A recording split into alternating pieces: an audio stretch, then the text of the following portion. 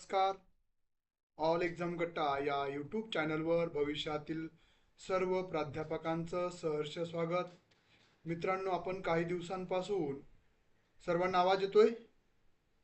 मागील काही दिवसांपासून पेपर 1 असेल किंवा पेपर 2 असेल, त्या दृष्टिकोनातून अभ्यास करत आहोत.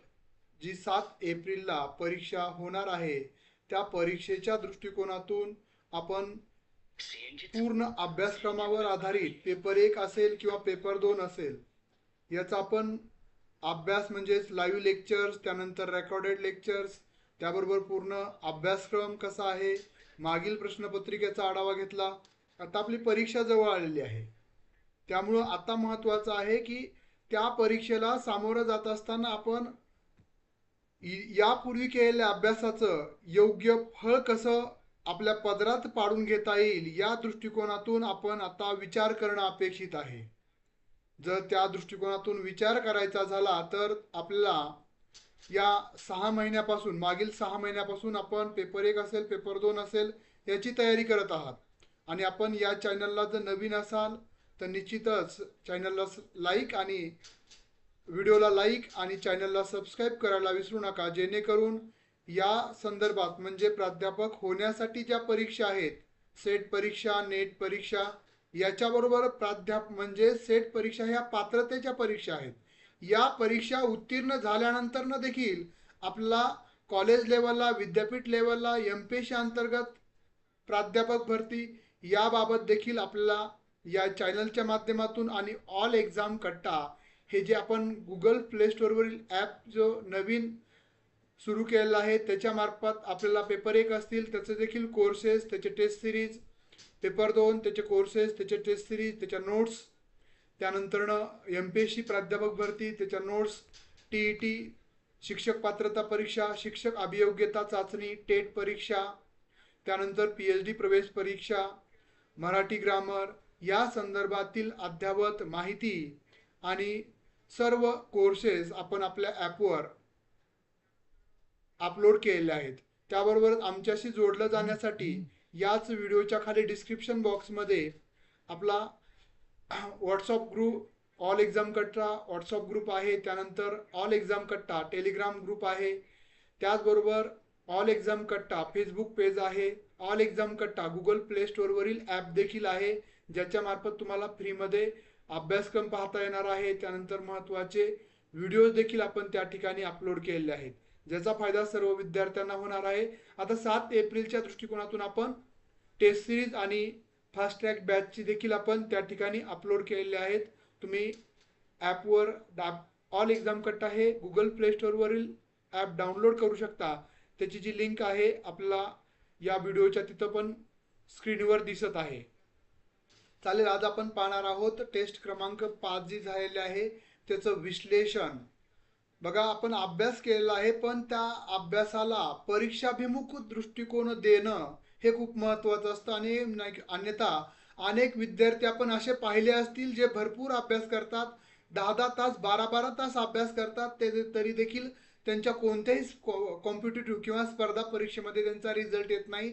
याचं महत्त्वाचं कारण असतं. आणि त्यांचं जर चर्चा करायला लागले तर बऱ्यापैकी त्यांचं ज्ञान पण असतं, पण त्यांना योग्य वेळी त्या 1-2 तासाचा जो कालखंड असतो त्या कालखंडामध्ये त्याचं ॲप्लिकेशन करता येत नाही, त्याचा वापर करता येत नाही, त्याचं प्रेझेंटेशन करता येत नाही. आपल्याकडं असलेल्या ज्ञानाचं ज्यावेळेस तुम्हाला एक तासामध्ये पेपर 1चं, पेपर 2चं 2 तासामध्ये प्रेझेंटेशन करण्याची वेळ येते, त्यावेळेस आपण कुठंतरी डगमगतो किंवा आपल्यामधला कॉन्फिडन्स लो होतो किंवा आपल्यामध्ये परीक्षामध्ये जे वातावरण असतं त्याच्याशी आपण फॅमिलियर झालेलो नसतो. त्यामुळं या मानसशास्त्रीय दृष्टिकोन किंवा मानसशास्त्रीय ज्या या बाबी आहेत याचा देखील परीक्षेला जाताना आपण विचार करणं गरजेचं आहे. आणि आपण पेपर 1 आपण दर दिवस स्टेटसच्या माध्यमातून किंवा वेगवेगळ्या ह्याच्या माध्यमातून पेपर 1चं काय करायचं आहे, घटक वाईज, पेपर 2चं घटक वाईज कसा अभ्यास करायचा आहे, मागील प्रश्नांची आणि अभ्यासक्रमाचं कसं रिलेशन जोडायचं आहे, यावर देखील आपण नियमित पद्धतीनं बोलत असतो. त्या पद्धतीनं आता राहिलेल्या ज्या 14 दिवसाचं तुम्हाला निवेदन करायचं आहे ते निवेदन करणं अपेक्षित आहे. चला आपण पाहूयात प्रश्नांचं विश्लेषण. आपल्याला माहित आहे पहिल्या पेपरमध्ये जे 10 घटक आहेत त्या प्रत्येक घटकावर आपल्याला 5-5 प्रश्न विचारले जातात। 1 तासामध्ये आपल्याला सोडवायचा आहे पेपर। बघा, अध्ययन अनुभव म्हणजे काय, त्याला आपण टीचिंग एक्सपिरियन्स म्हणतो। मीन्स काय आहे, तर पहिला पर्याय आहे विद्यार्थ्यांच्या वर्तनात परिवर्तन करणं, विद्यार्थ्यांना शिकवणे व त्यासाठी प्रोत्साहित करणं। त्यानंतर तिसरा पर्याय आहे विद्यार्थ्यांच्या वर्तनात परिवर्तन करण्यासाठी केलेले विचारपूर्वक संस्कार, किंवा चौथा पर्याय विद्यार्थ्यांना मिळालेले नैसर्गिक ज्ञान। आता आपण तसं पाहिलं तर हे चारही पर्याय माझ्या मते तर बरोबर आहेत, याच्यामध्ये कोणताच पर्याय चुकीचा नाहीये। पण आपल्याला असे प्रश्न विचारले जातात की त्यामधला सर्वोत्तम पर्याय, सर्वातील सर्वोत्तम पर्याय, उत्तमातील उत्तम पर्याय कोणता आहे, तर योग्य पर्याय आहे पर्याय क्रमांक 3 पर्याय सर्वात योग्य पर्याय आहे।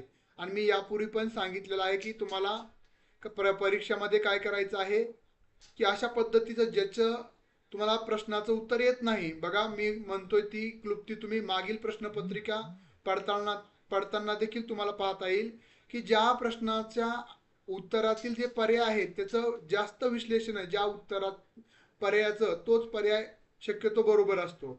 कधी पण ज्यावेळेस तुमचा अभ्यास नाहीये, तुम्हाला त्या प्रश्नाचं काहीच ज्ञान नाहीये, तुम्हाला काहीच गोंधळलेलं झालंय, अशा वेळेस ती क्लुप्ती तुम्ही वापरू शकता। आता तिसरा पर्याय योग्य का बरं योग्य आहे, आता विद्यार्थ्याच्या वर्तनात परिवर्तन करणं हे शिक्षण अध्ययनाचं महत्त्वाचं काम आहे। विद्यार्थ्यांना शिकवणे व त्यासाठी प्रोत्साहन करणं म्हणजे शिकवायचं पण आहे आणि ते शिक्षण घ्यायला त्यांना प्रोत्साहित पण करायचंय। दुसरा पर्याय देखील बरोबर आहे, पण हे 25% बरोबर आहे, हा पर्याय 50% बरोबर आहे।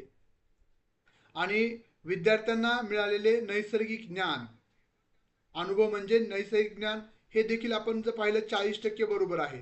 पण विद्यार्थ्यांच्या वर्तनात परिवर्तन, सकारात्मक परिवर्तन करण्यासाठी केलेले विचारपूर्वक जाणीवपूर्वक संस्कार हे 100% बरोबर आहे। म्हणजे आपण अशा पद्धतीने देखील आपल्याला कोणताही पर्याय चुकीचा नसतो, पण त्यापैकी सर्वोत्तम पर्याय कोणता आहे अशा वेळेस आपल्या बुद्धीची कस लागतं। हा प्रश्न आकलनावर आहे। जे प्रश्नाचे 3 स्तर आहेत, ज्ञान, आकलन आणि उपयोजन, यापैकी हा प्रश्न आकलनावरचा आहे। तुम्हाला जर ही अध्ययन अनुभव म्हणजे काय, अध्ययन अनुभव कसे दिले जातात, अध्ययन अनुभवाचे प्रकार काय आहेत, हे जर तुम्हाला संकल्पना माहित असतील, संकल्पना स्पष्ट असतील, त्या तुम्हाला समजल्या असतील, उमजल्या असतील, तरच तुम्ही याचं उत्तर योग्य निवडू शकता। पुढचा प्रश्न दुसरा, अयोग्य विधान ओळखा, म्हणजे चुकीचं विधान आपल्याला ओळखाय सांगितलेलं आहे। पहिलं विधान आहे फावल्या वेळेचा योग्य वापर करण्यासाठी विविध छंद जोपासले जावेत। त्यानंतर दुसरा पर्याय, बुद्धिमत्ता ही शैक्षणिक पात्रतेचं मापक आहे। शिक्षण हे समाज परिवर्तनाचं महत्त्वाचं माध्यम आहे। शिक्षणातून विद्यार्थ्यांचा सर्वांगीण विकास झाला पाहिजे। आता मित्रांनो, तुम्ही पाहिलं असेल तर ह्यामध्ये देखील आपल्याला काय विचारलंय, अयोग्य म्हणजे चुकीचा पर्याय, कोणता असा पर्याय आहे जो चुकीचा आहे असा प्रश्न विचारलेला आहे, बरोबर आहे। तर बघा, फावल्या म्हणजे रिकामा वेळेचा योग्य वापर करण्यासाठी आपण विविध छंद जोपासले पाहिजेत, अगदी बरोबर आहे, अन्यथा आपण वेड होऊ जर आपल्याकडे काहीच काम नसेल तर। त्यामुळं हा पण पर्याय बरोबर आहे पहिला। त्यातून काही ना तरी आपल्याला शिकायला मिळतंय, बघा, बुद्धिमत्ता ही शैक्षणिक पात्रतेचं मापन आहे, नाही, हा पर्याय चुकीचा आहे। का बरं, फक्त बुद्धिमत्ता ही शैक्षणिक पात्रतेचं मापन नाही। बुद्धिमत्ता, शैक्षणिक पात्रतेमध्ये बुद्धिमत्ता येते, त्यानंतर बुद्धी फक्त काय करते, आपण किती हुशार आहे, पण आपण किती चांगलं आहे, बघा, आपण किती चांगलं आहेत हे बुद्धी तपासू शकत नाही, बघा, नाहीतर अन्यथा बुद्धिमान भरपूर हुशार आहे म्हणजे तो खूप उच्च शिक्षण आहे का? आज आपण असे अनेक व्यक्ती बघितले जे कमी शिकलेत किंवा त्यांचं शिक्षण झालं नाही, पण त्यांनी जगाला खूप मोठं असं तत्वज्ञान दिलेलं आहे। त्यामुळं बुद्धी फक्त शैक्षणिक पात्रतेचं मापन होऊ शकत नाही, बुद्धी बरोबर आपलं चांगुलपणा, बुद्धीचा वापर, त्यामुळं हे पर्याय जो आहे, फक्त बुद्धिमत्ता ही शैक्षणिक पात्रतेचं मापन नाही, तर बुद्धिमत्ता आणि आपले गुण म्हणजे बोधात्मक आणि क्रियात्मक भावात्मक, क्रियात्मक. भावात्मक बुद्धिमत्ता वेगळी आणि ही बुद्धिमत्ता वेगळी. त्यामुळं ब पर्याय चुकीचा आहे. तिसरा पर्याय बघा, शिक्षण हे समाज परिवर्तनाचं महत्वाचं माध्यम आहे. अगदी बरोबर आहे. शिक्षणातूनच समाजामध्ये परिवर्तन होतंय. तुमच्या आमच्यामध्ये का बदल झालाय? शिक्षणाच्या माध्यमातून झालाय. आज तुम्ही माझ्यासारखा एखादा ग्रामीण भागातून येऊन विद्यार्थी जर एवढ्या पद्धतीनं पुढे जाऊ शकत असेल फक्त हे शिक्षणाच्या बळावर, म्हणजे आपण उच्च शिक्षण कशा पद्धतीने घेतो? शिक्षणाच्या बळावरच आपण पुढे जाऊ शकतो. शिक्षणातूनच समाजाचं परिवर्तन होऊ शकतं. त्यामुळंच डॉक्टर बाबासाहेब आंबेडकर काय म्हणतात? शिकलं पाहिजे, शिका, संघटित व्हा आणि संघर्ष करा. पण आधी शिकलं पाहिजे. शिकलं तर आपण संघटित होऊ. संघटित झालं तर आपण संघर्षाला आपल्या कुठंतरी विचार होईल आपल्या संघर्षाचा. त्यामुळे योग्य पर्याय, हे पण योग्य पर्याय आहे. चुकीचा पर्याय निवडायला सांगितला होता. त्यानंतर चौथा पर्याय बघा, शिक्षणातून विद्यार्थ्यांचा सर्वांगीण विकास झाला पाहिजे. अगदी बरोबर आहे. विद्यार्थ्याचा भावात्मक, क्रियात्मक, बोधात्मक या तीनही स्तराचा आणि क्रियात्मक या सर्व स्तराचा विकास झाला पाहिजे. त्यामुळे हे तीनही म्हणजे 1, 3 आणि 4 हे तीनही पर्याय बरोबर आहेत. फक्त ब पर्याय चुकीचा आहे. चला प्रतिक्रिया देत चला. पुढचा प्रश्न पाहूयात आपण. तिसरा प्रश्न, मूल्यमापना संदर्भात खालीलपैकी योग्य पर्याय निवडा. मूल्यमापन कशाला म्हटलं जातं? मूल्यमापनाची परिपूर्ण व्याख्या काय आहे? त्यावर हा प्रश्न आहे. मापन प्लस मूल्य प्लस मूल्यमापन. मूल्यमापन बरोबर मापन, संख्यात्मक व गुणात्मक प्लस शिक्षकांचा अभिप्राय. फक्त मापन, मूल्यमापन बरोबर मापन अधिक इतर बाबी. काय आहे मूल्यमापनामध्ये? कोणती व्याख्या परिपूर्ण आहे? तर पर्याय क्रमांक 2 परिपूर्ण आहे. मूल्यमापन म्हणजे मापन ज्याच्यामध्ये संख्यात्मक बाबी असतील, परीक्षा, तोंडी परीक्षा, लेखी परीक्षा, निरीक्षण, म्हणजेच मापनामध्ये हे सर्व येणार आहे. त्याच्याबरोबर शिक्षकांचा अभिप्राय, म्हणजे तुमचं मापनामध्ये संख्यात्मक बाबी मानल्या जातील आणि तुम्ही किती चांगला आहेत आणि तुमच्या वर्तनावर शिक्षकाचं काय मत आहे. त्यामुळे योग्य पर्याय आहे, त्यालाच आपण मूल्यमापन म्हणतो. त्यामुळे पर्याय क्रमांक 2 योग्य आहे. बरोबर आहे. चला प्रतिक्रिया देत चला, म्हणजे आपल्या लेक्चरमध्ये जिवंतपणा येईल.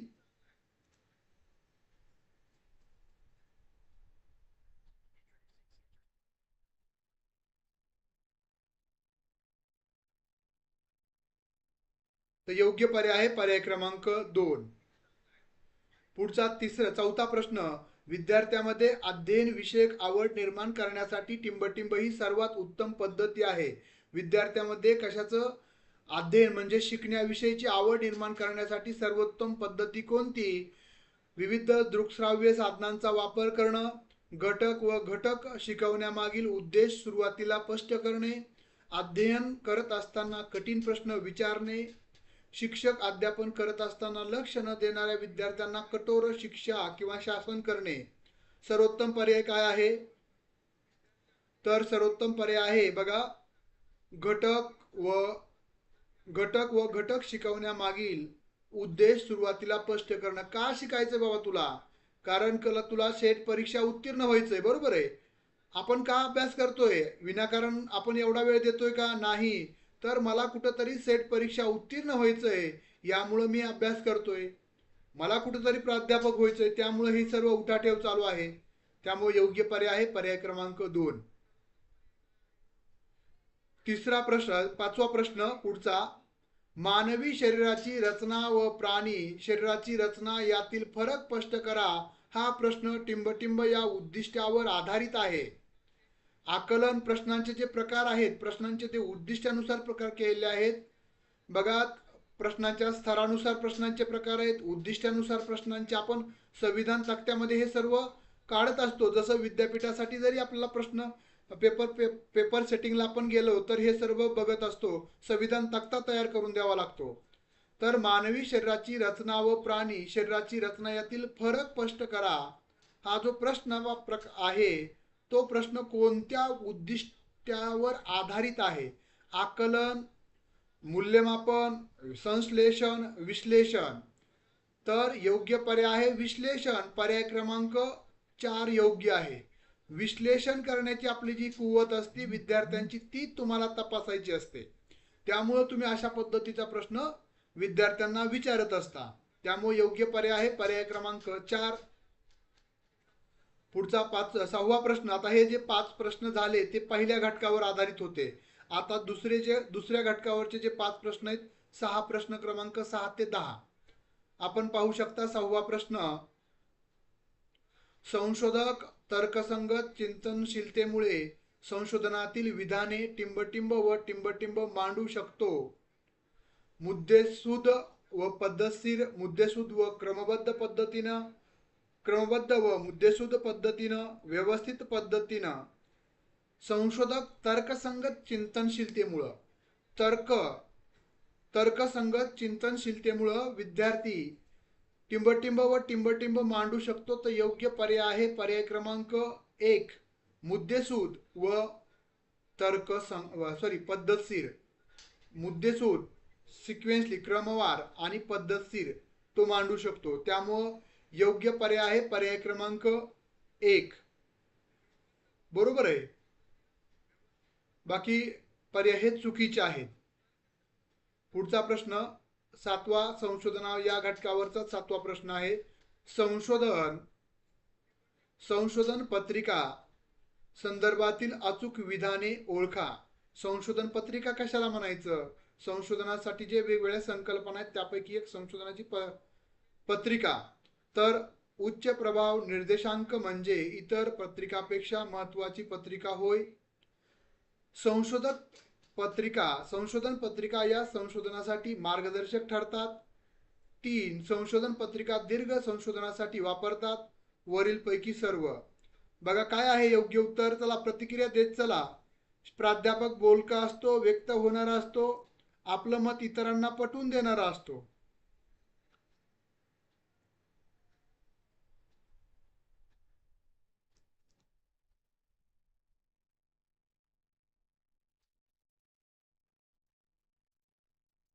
काय आहे योग्य पर्याय? तर पर्याय क्रमांक 4 योग्य आहे.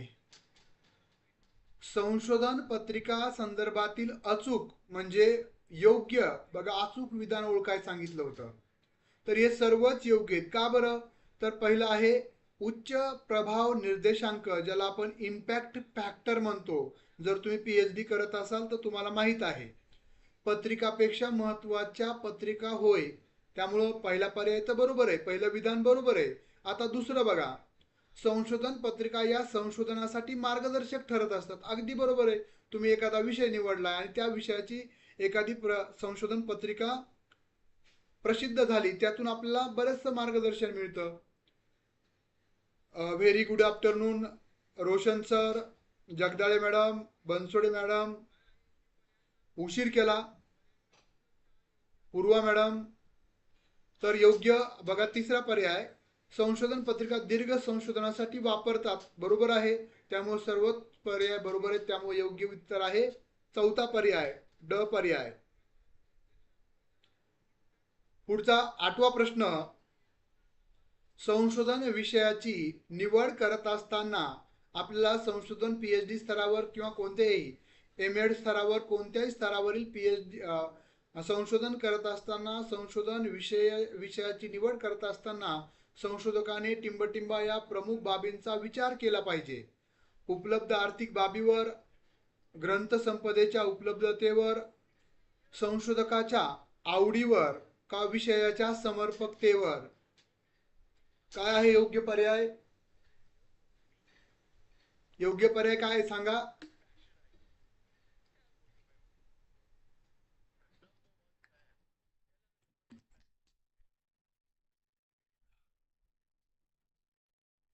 तर योग्य पर्याय आहे पर्याय क्रमांक 4, विषयाची समर्पकतेवर. बाबांनो, आपल्या संशोधन करत असताना संशोधकानं, मी संशोधक आहे, मला संशोधन करण्यासाठी त्या विषयाच्या समर्पकतेवर, मला त्या विषयात आवड आहे का, मी पूर्ण समर्पण करून त्याचं संशोधन करू शकतोय का, या बाबी महत्वाच्या आहेत. आवडीवर नाही तर विषयाच्या समर्पकतेवर. म्हणजे हे बरोबर. आता हे बघा, उपलब्ध आर्थिक बाबी बरोबर आहे. आता हे 25% बरोबर आहे. आपण जर पर्सेंटेज वाईज उत्तर तीनही पर्याय चारही पर्याय बरोबर आहे, त्यामध्ये दुमत नाहीये. पण सर्वोत्तम पर्याय कोणता आहे? ग्रंथ संपदेच्या उपलब्धतेवर. बरोबर आहे, माझ्याकडे ग्रंथ असतील त्या संशोधन करण्यासाठी संदर्भ ग्रंथ असतील तरच मी संशोधन करेल. हे 50% बरोबर आहे. बघ आता समजेच विद्यार्थी परीक्षेला बसते, सर्व विद्यार्थी हुशार आहेत म्हणून सर्व पास करायचे का? आता सेट परीक्षेला 1.5 लाख विद्यार्थी बसले, सर्व तुम्ही हुशार आहेत, MA केलंय त्यामुळे तुम्ही परीक्षेला बसलात, पण ते सर्व विद्यार्थी पास होणार आहेत का? नाहीत. 4,000च विद्यार्थी, 3,000 ते 3,500 विद्यार्थी पास केले जाणार आहेत. मग आपल्याला सर्वोत्तमामधील सर्वोत्तम, उत्तमातील उत्तम कोणते विद्यार्थी ते निवडायचे. त्याच पद्धतीनं परीक्षामध्ये जे असे प्रश्न विचारले जातात त्यामध्ये देखील तुम्हाला ही क्लुप्ती लाभवायची आहे. संशोधकाच्या आवडीवर 60% आणि 100% आहे ते विषयाच्या समर्पकतेवर. पर्याय क्रमांक 4 बरोबर आहे. पुढचा 9वा प्रश्न बघा. 9वा प्रश्न काय आहे? गुणात्मक क्वालिटेटिव्ह रिसर्च संदर्भात आहे. गुणात्मक संशोधनामधील खालीलपैकी कोणती विशेषता महत्वाची असते? स्पेशलायझेशन महत्वाचं असतं. तर माहिती संकलनासाठी स्व अनुभवातून व प्रत्यक्ष साक्षी व्यक्तीच्या मुलाखतीतून निघालेल्या अंतिम निष्कर्षाद्वारे कोणती निष्कर्षाद्वारे. त्यानंतर दुसरं, ठराविक मानकाच्या मदतीने संकलित केलेली माहिती, संभाव्य पद्धतीचा अवलंब करून निवडलेले अभिकल्प, उच्च ते कनिष्ठ व्यवस्थापन मधील साक्षीदारांच्या दिलेल्या माहितीचे संग्रहण. योग्य पर्याय काय आहे? ऑब्लिक करून तुम्हाला उत्तर निवडायचंय. Roshan sir, Jagdale madam, Bansode madam, Purva madam. 9व्या प्रश्नाचं योग्य उत्तर काय आहे? अगदी बरोबर आहे. पर्याय क्रमांक ए बरोबर आहे. पर्याय. माहिती संकलनासाठी स्व अनुभवातून मला जे अनुभव मिळाले ते मी खरं मानेल, आणि प्रत्यक्ष साक्षी व्यक्तीच्या मुलाखतीतून जी घटना घडत असताना जे प्रत्यक्ष साक्षी त्या घटनेला साक्षी व्यक्ती आहेत त्यांनी सांगितलेल्या बाबीतूनच गुणात्मक संशोधनामधील विशेषता असती की हेच गृहीत धरलं जातं. त्यामुळंच आपण त्याला क्वालिटेटिव्ह रिसर्च असं म्हणतो. त्यामुळे पर्याय क्रमांक एच बरोबर आहे. एकच.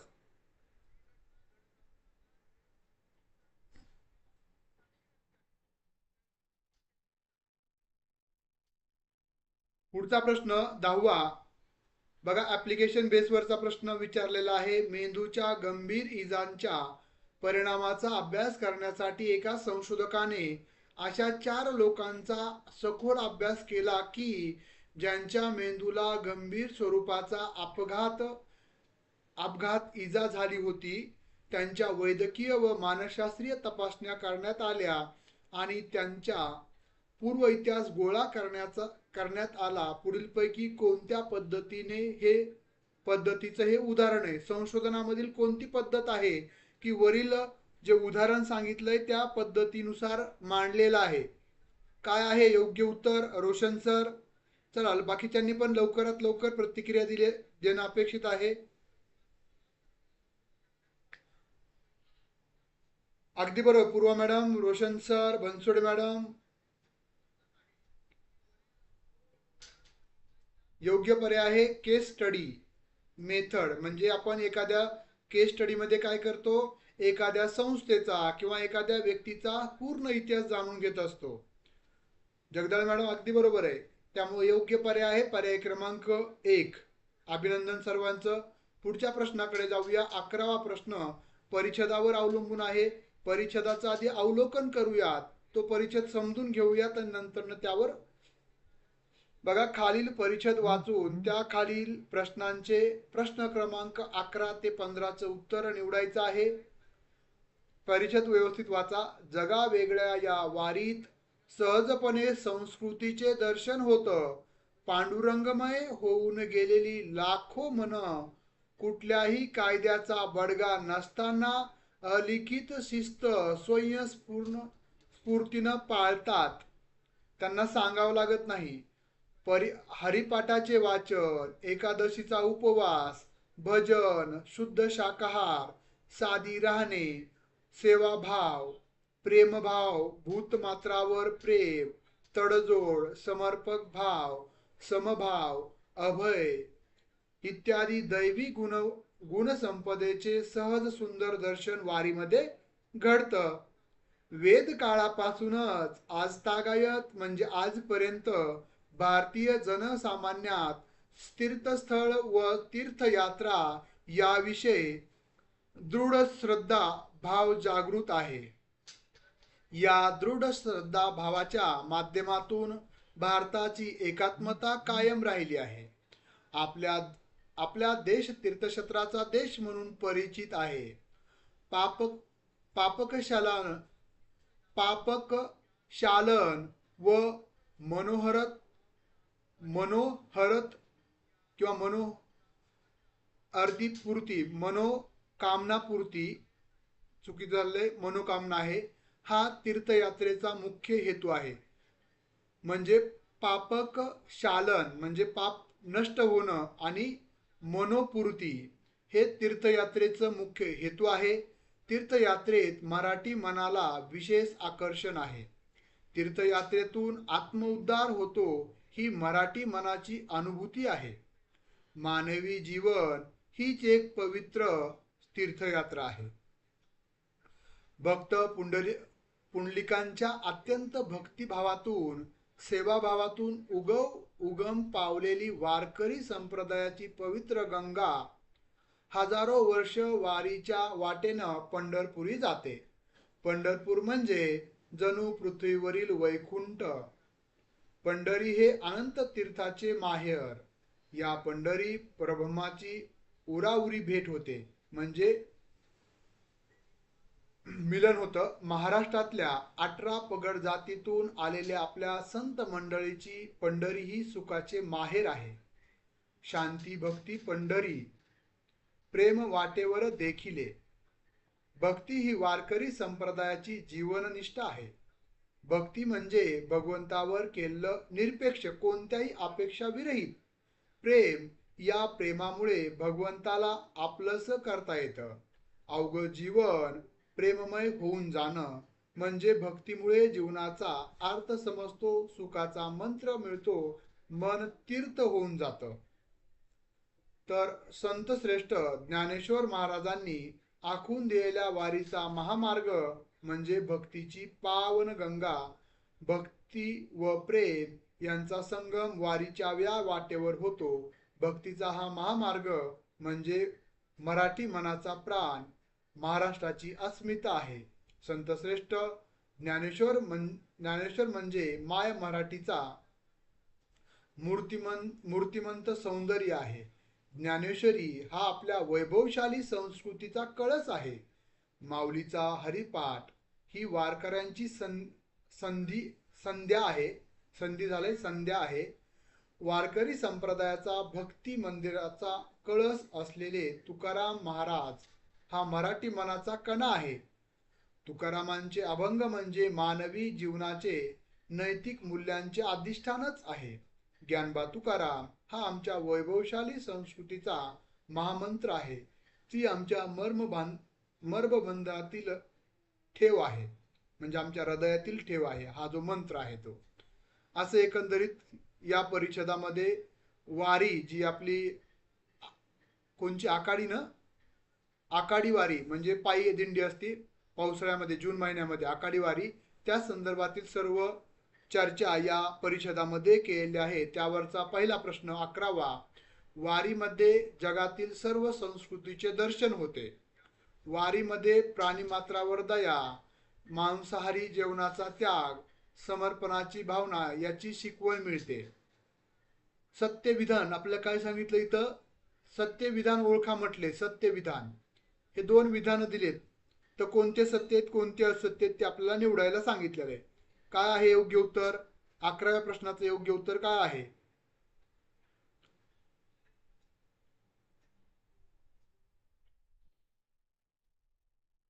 बघा योग्य उत्तर आहे पर्याय क्रमांक ब. फक्त पर्याय क्रमांक म्हणजे विधान ब बरोबर आहे. बरं, का चुकीचं आहे? वारीमध्ये जगातील सर्व संस्कृती नाही, भारताच्या सर्व संस्कृतीचं दर्शन होतंय असं म्हटलेलं आहे. त्यामुळं पर्याय हा चुकीचा आहे. फक्त पर्याय क्रमांक ब योग्य आहे. ओके, पुढचा 12वा प्रश्न. भारताची एकात्मता कायम राखण्यासाठी कोणत्या गोष्टी कारणीभूत ठरल्या आहेत? तीर्थस्थळाविषयीची अंधश्रद्धा, तीर्थस्थळाविषयीची दृढ विश्वास, वारीविषयी श्रद्धा भाव. 12व्या प्रश्नात म्हणजे आपल्या परिच्छेदामध्ये जे दिलंय ते योग्य मानून उत्तर निवडायचं आहे. बरोबर आहे. चला लवकरात लवकर उत्तर प्रतिक्रिया देत चला. आपल्याला लवकरात लवकर म्हणजेच 1-1.25 तासामध्ये आपलं लेक्चर संपलं पाहिजे. तर योग्य उत्तर आहे केवळ ब क म्हणजेच तीर्थक्षेत्राविषयीची दृढ विश्वास आणि वारीविषयी श्रद्धा. हे बघा इथं अंधश्रद्धा हा शब्द वापरला, तीर्थस्थळाविषयीची अंधश्रद्धा, हे चुकीचं आहे. बाकी ब आणि क पर्याय चुकीचे आहेत. अगदी बरोबर आहे. अभिनंदन Purva madam, Sonali madam, Bansode madam, Roshan sir, अभिनंदन. पुढचा प्रश्न 13वा. तीर्थयात्रेपासून खालीलपैकी कोणत्या गोष्टी साध्य होतात? पापे नष्ट होतात, मनोकामना पूर्ण होतात, आत्म्याचा उद्धार होतो, भारताची एकात्मता कायम राहते. त्यामुळे 13व्या प्रश्नाचं योग्य उत्तर काय आहे?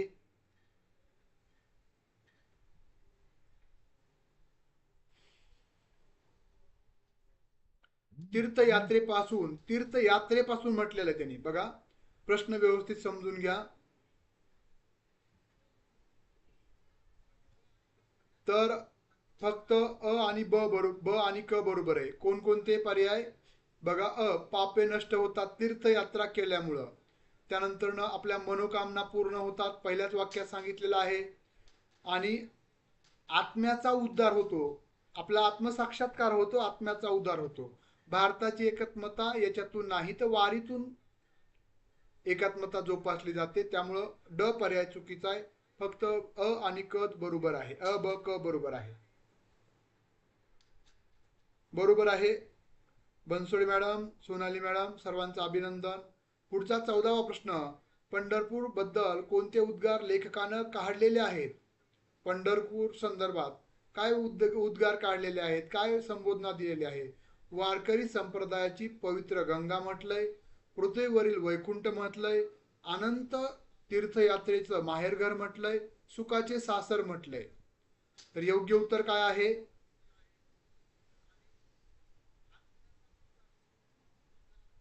तर योग्य उत्तर आहे पर्याय क्रमांक 2, वारकरी संप्रदायाची पवित्र गंगा आणि अनंत तीर्थाचे माहेरघर. त्यामुळे 14व्या प्रश्नाचं योग्य उत्तर 3. अगदी बरोबर आहे. सोनाली मॅडम अभिनंदन.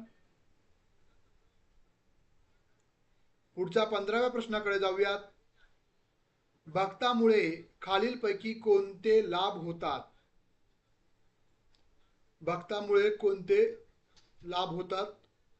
भगवंताचा भगवंताला आपलेस करता येतं, जीवन जगण्याचा उद्देश कळतो, जीवनाचा अर्थ कळतो, दुःख निवारण्याचा मार्ग सापडतो. 15व्या प्रश्नाचं योग्य उत्तर काय आहे? रोशन सर अभिनंदन.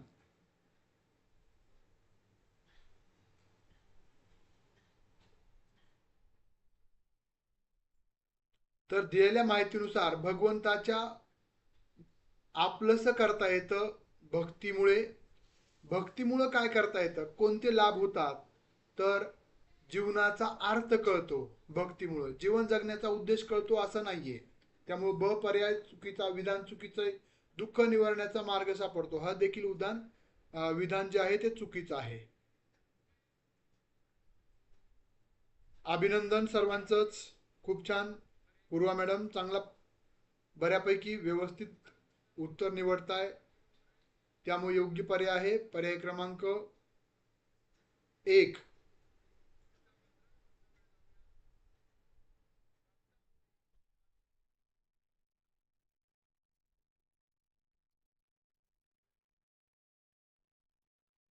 16वा प्रश्न बघा, हा जो प्रश्न आहे आपण ह्याच्या आधीचे प्रश्न आपण आकलन क्षमतेवर बघितले परिच्छेदावरचे.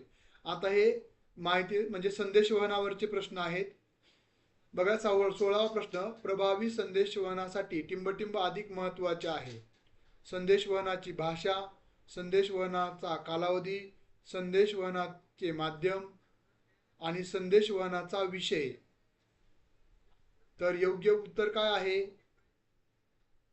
16व्या प्रश्नाचं?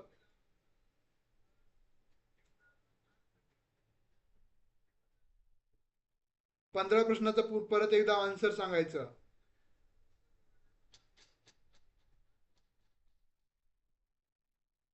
तुम्ही रिवाइज करू शकता व्हिडिओ, लगेच तुम्हाला दिसेल ते.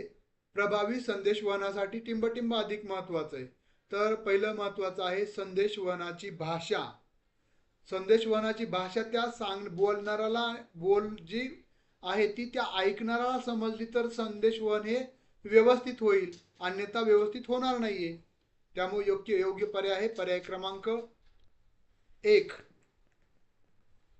त्यानंतर पुढचा प्रश्न 17वा, संदेशवहनाच्या अपेक्षांची आधिक्य हे टिंबटिंबसाठी अनिवार्य असतं. प्रतिक्रियासाठी संदेशवहनाच्या अपेक्षांची आधिक्य हे टिंबटिंबसाठी अनिवार्य.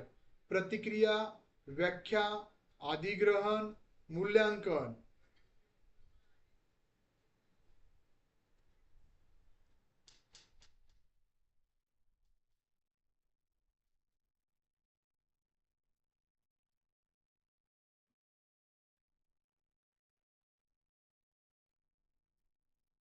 काय योग्य उत्तर आहे?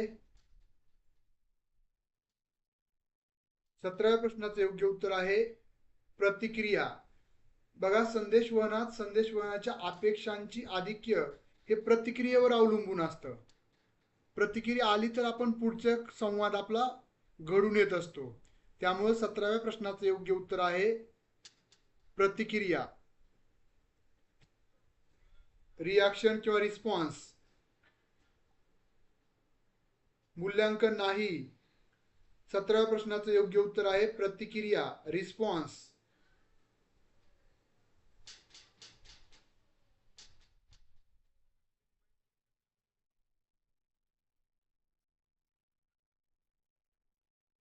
पुढचा 18वा प्रश्न, भारतात सर्वप्रथम टेलिव्हिजन वर लहान मुलांसाठी.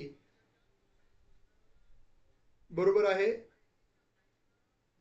बघा, भारतात सर्वप्रथम टेलिव्हिजन वर लहान मुलांसाठी केले चॅनल कोणते?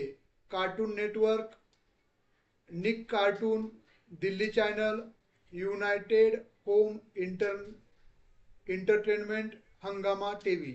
तर योग्य उत्तर आहे पर्याय क्रमांक 4. पर्याय क्रमांक 4 अगदी बरोबर आहे बनसोडे मॅडम, अभिनंदन. 18व्या प्रश्नाचं योग्य उत्तर आहे पर्याय क्रमांक 4. कार्टून नेटवर्क नाही, युनायटेड होम इंटरमेडिएट, हंगामा टीव्ही. पुढचा प्रश्न, एकलव्य ही दूरदर्शन वाहिनी टिंबटिंब या विषयासाठी सुरू करण्यात आली. कृषी, विज्ञान व तंत्रज्ञान, भाषा, समाजशास्त्र. बघा, एकलव्य ही दूरदर्शन वाहिनी जी आहे ती टिंबटिंब या विषयासाठी सुरू करण्यात आली. तर योग्य पर्याय आहे विज्ञान व तंत्रज्ञान. पर्याय क्रमांक 2 योग्य आहे. 19व्या प्रश्नाचा योग्य पर्याय आहे पर्याय क्रमांक 2.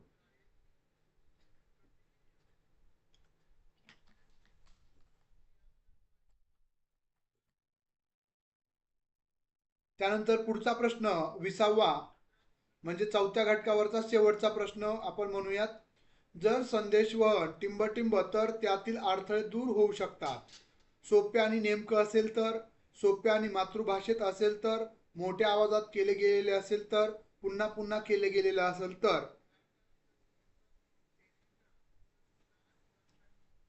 20व्या प्रश्नाचं योग्य उत्तर काय आहे? तर जर संदेशवहन सोपे आणि नेमके असेल, सोपं पण असेल म्हणजे संवाद, तुमच्यातील माझ्यातील संवाद सोपा असेल आणि नेमक्या उद्दिष्टाला धरून असेल, तर त्यातील अडथळे दूर केले जाऊ शकतात. त्यामुळे योग्य पर्याय आहे पर्याय क्रमांक 1. अगदी बरोबर आहे. Purva madam, Roshan sir, Bansode madam, अभिनंदन. पर्याय क्रमांक 1च बरोबर आहे. सोपे आणि नेमके. आता पुढचा जे प्रश्न आहे ते मॅथमॅटिकल रिजनिंग, गणितावरचे प्रश्न आहेत. लवकरात लवकर सोडवायचे, कमी वेळामध्ये आपलं झालं पाहिजे. एक सायकल स्वार, एक सायकल चालवणारा ए या ठिकाणापासून, म्हणजे इथं ए ठिकाण आहे, या ठिकाणापासून बी या ठिकाणापर्यंत जाण्यासाठी तो काय करतोय, असं जातोय. या जाण्यासाठी त्याला एका तासाला 40 किलोमीटर वेगानं जातोय. पर तास म्हणजे पर तासाला तो 40 किलोमीटर पर तास म्हणजे हॉर्स जातो आणि मात्र परत येताना ताशी 40 किमी, म्हणजे परत येताना तो 40 रिटर्न येतोय. जाताना तो 40 किलोमीटर प्रति तासानं जातोय, येताना तो 20 किलोमीटर प्रति वेगानं येतोय. तर त्या सायकल स्वाराचा या फेऱ्यामध्ये सरासरी वेग किती, जाण्याचा आणि येण्याचा एकत्रित वेग किती आहे? 25 किलोमीटर, 27 किलोमीटर, 28 किलोमीटर, 30 किलोमीटर. बघा काय करायचं, याचं बेरीज केली मी, काय करेल, 40 आणि 20 याची बेरीज किती झाली, 60. आता या 60ला मी काय केलं, 2 जर भागलं. का भागलं 2? त्याचं कारण असं आहे की जायचं एक एक फेरी, यायची एक फेरी, म्हणजे दोन फेऱ्याचा वेग झाला. या वेगाची बेरीज झाली 60.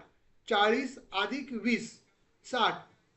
त्याला मी 2 म्हणजे जायची एक फेरी आणि यायची एक फेरी यानं भाग दिला. बे एक बे बेत्रिक, बे दो बेग बे दोन 6, बेग बे दोन्ही 4, बेत्रिक 6. 6 6 गेलं, खाली राहिलं 0. वर खालचा 0 वर गेला म्हणजे 30. म्हणजे त्याचा सरासरी वेग काय आहे, 30 किलोमीटर सरासरी. बरोबर आहे. त्याच्यामुळं योग्य उत्तर काय आलं, पर्याय क्रमांक 4. बरोबर आहे. समजलं का सर्वांना? काही अडचण असेल तर विचारू शकता. अतिशय सोप्या पद्धतीचं हे उत्तर होतं. आपण काय केलं, परत एकदा आपण पाहूयात. तुमच्या प्रतिक्रिया नाही आल्या की धास्कन होतं, कारण एवढं आपण चर्चा घेऊन पण. बघा तासी ए ठिकाण इथं आहे, इथं बी ठिकाण आहे असं आपण गृहीत धरलंय. या ए ठिकाणापासून या बी ठिकाणापर्यंत जाण्यासाठी तासी वेगानं तो गेलाय 40 किलोमीटर प्रत्येक तासाला.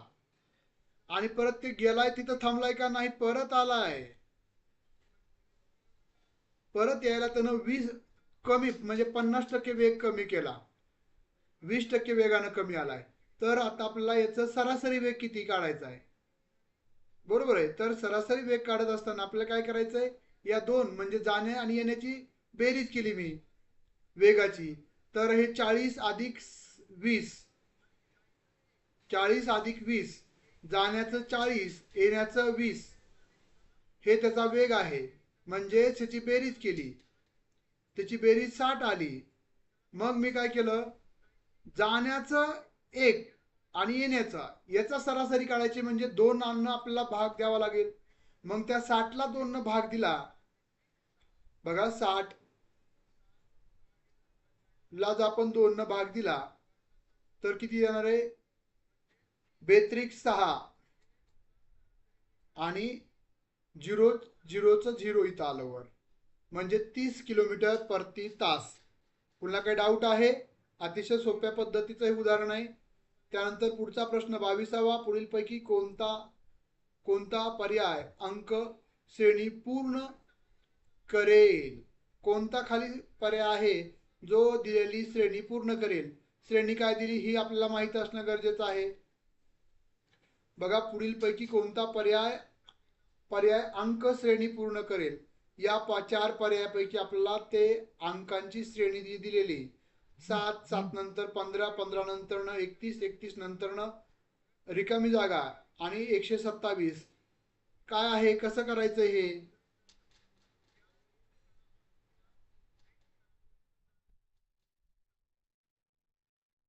तर याचं अतिशय सोप्या पद्धतीचं लॉजिक लावायचंय. बघा 7 आणि 7 नंतर 15 कसं झालं, 15 नंतर 31 का झालं. चला प्रतिक्रिया देत चला. अतिशय म्हणजे परीक्षा जवळ आली आणि तुम्ही एकदम मंदावल्यासारखं झालंय. 7 7 1 7 7 दोन्ही 14, 14 मध्ये एक ऍड केलं 15 झाले, 15 1 15, 15 दोन्ही 30, 30 मध्ये एक ऍड केलं 31 झालं, 31 1 31, 31 दोन्ही 62, 62 मध्ये एक ऍड केलं किती झालं 63 झालं. बरोबर आहे. 63 1 63, 63 दोन्ही 126, 126 मध्ये एक ऍड केलं 127 झालं. म्हणजे या ठिकाणी काय येणं अपेक्षित आहे 63, म्हणजे पर्याय क्रमांक 3 बरोबर आहे. अगदी बरोबर आहे. Purva madam, Bansode madam, बोरुके madam, अभिनंदन. सोपं आहे. फक्त आपल्याला त्याच्या डबल करून त्यामध्ये एक ऍड करीत जायचंय. 7च्या डबल 14, 14 मध्ये एक ऍड केलं, 15च्या डबल 30, 30 मध्ये एक ऍड केलं, 31च्या डबल 62, त्याच्यामध्ये एक ऍड केलं 63 झालं, आणि 63च्या डबल 126, त्यामध्ये एक ऍड केलं 27 झालं 100. त्यामुळे योग्य उत्तर आलं पर्याय क्रमांक 3. पुढचा प्रश्न 23वा. पुढीलपैकी कोणता पर्याय श्रेणीत पूर्ण करेल. 17, 23, 37 आणि 53.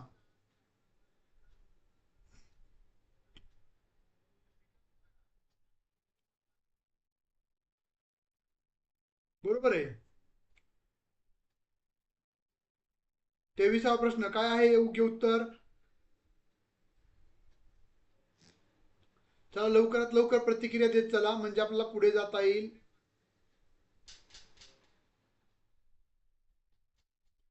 पुढीलपैकी कोणता पर्याय श्रेणी पूर्ण करेल.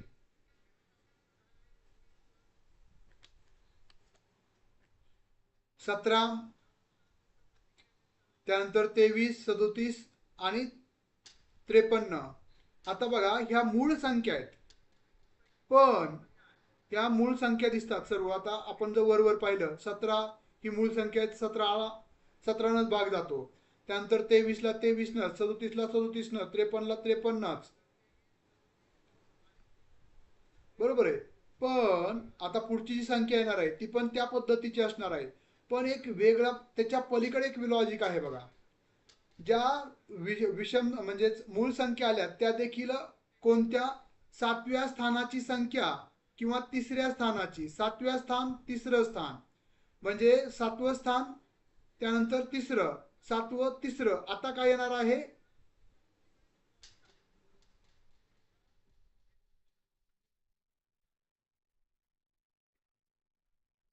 बरोबर आहे का लॉजिक. तर योग्य पर्याय काय असणार आहे 73. म्हणजे या ठिकाणी 73 ही संख्या येईल, म्हणजे हा मूळ संख्या आहे. अगदी बरोबर आहे. अभिनंदन रोशन सर, बुरकुले मॅडम. पुढचा 24वा प्रश्न. एक काम 4 पुरुष किंवा 8 मुले 24 दिवसात पूर्ण करतात, तर तेच काम 6 पुरुष आणि 12 मुले मिळून किती दिवसात पूर्ण करतील. किती दिवसात करतील पूर्ण. बघा आपण साधं लॉजिक लावूयात. 4 मुलं, 4 पुरुष आहेत आणि 8 मुलं आहेत. ते काम किती दिवसात पूर्ण करतात, एकत्र येऊन 24 दिवसामध्ये. बरोबर आहे. 24 दिवसामध्ये काम पूर्ण करतात. तर तेच काम, तेवढंच काम करायला लावायचंय. 6 मुलं आहेत. किती मुलं आहेत 6. आणि मुलं सॉरी 6 पुरुष आहेत आणि मुलं किती 12. बरोबर आहे. 12 मुलं आहेत. तर हे काम किती दिवसात पूर्ण करतील जर एवढे लोक एकत्र आले तर? 6 दिवसात, 8 दिवसात, 9 दिवसात, 4 दिवसात?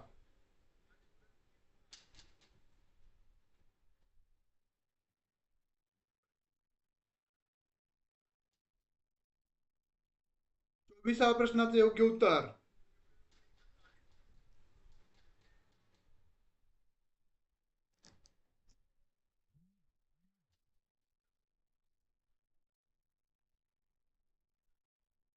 आता या ठिकाणी काय करायचं आहे आपल्याला माहित आहे. 6 दिवसात, 8 दिवसात आणि 9 दिवसात आणि 4 दिवसामध्ये. आता जर 4 पुरुष आणि हे 8 याच्या म्हणजे निमपट संख्या वाढली, 6 झाली, बरोबर आहे.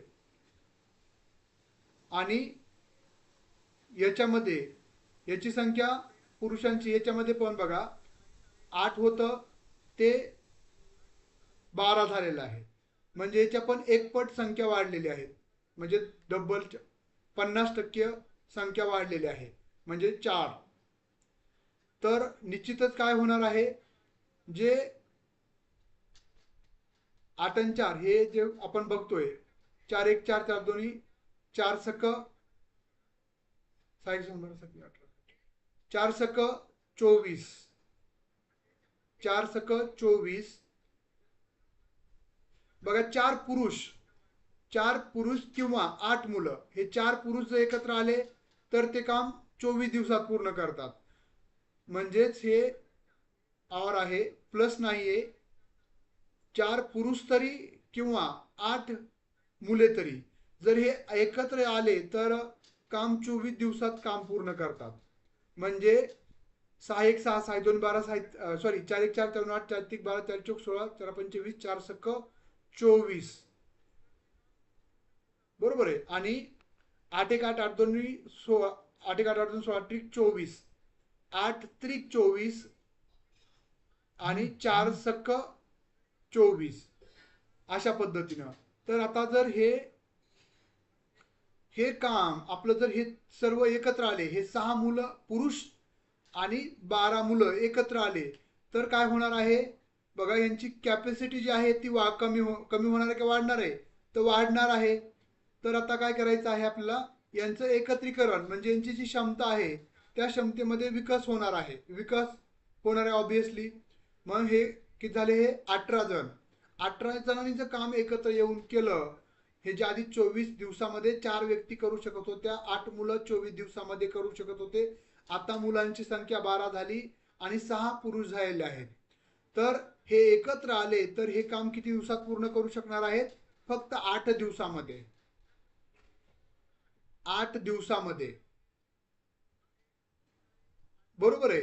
त्यामुळे योग्य उत्तर आहे पर्याय क्रमांक 2, 8 दिवस. पुढचा प्रश्न 25वा. एका बस मध्ये सरासरी 30 kg वजनाची 20 मुले बसलेली आहेत.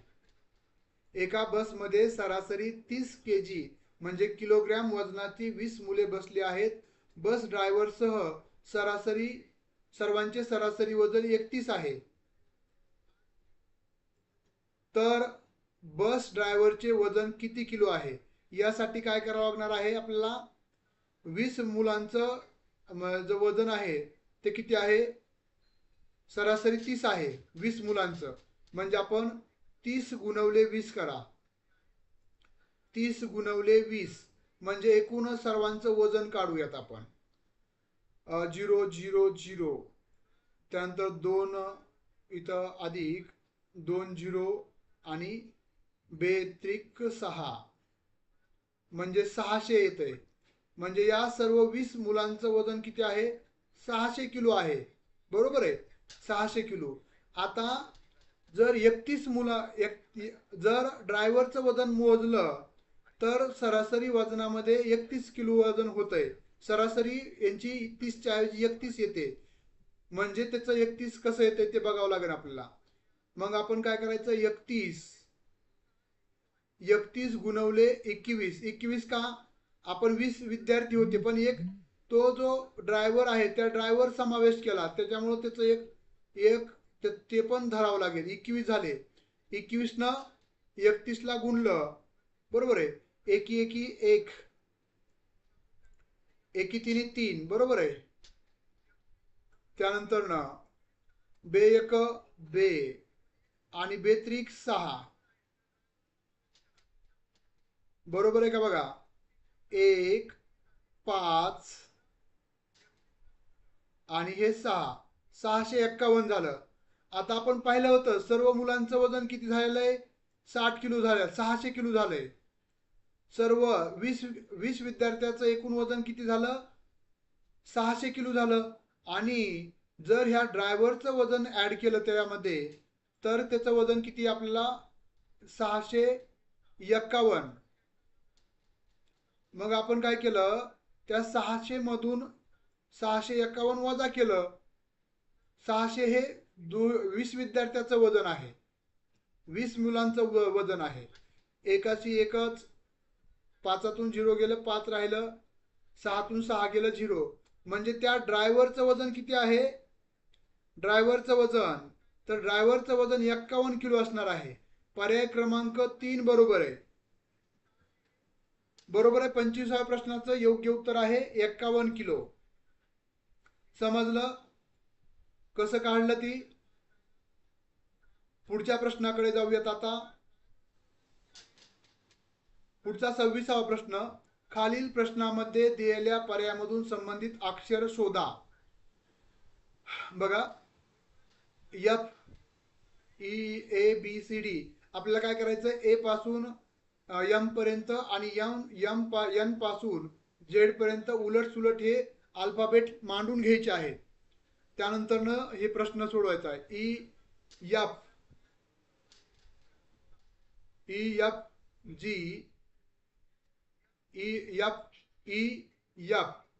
जी एच, जे के, जे आय जे के एल. बघा ह्याचं काय सहसंबंध आहे ते.